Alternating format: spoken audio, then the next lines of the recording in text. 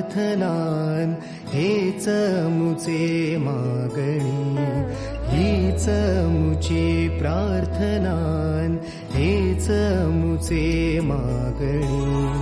माणसाने माणसाशी माणसा सम वागणे,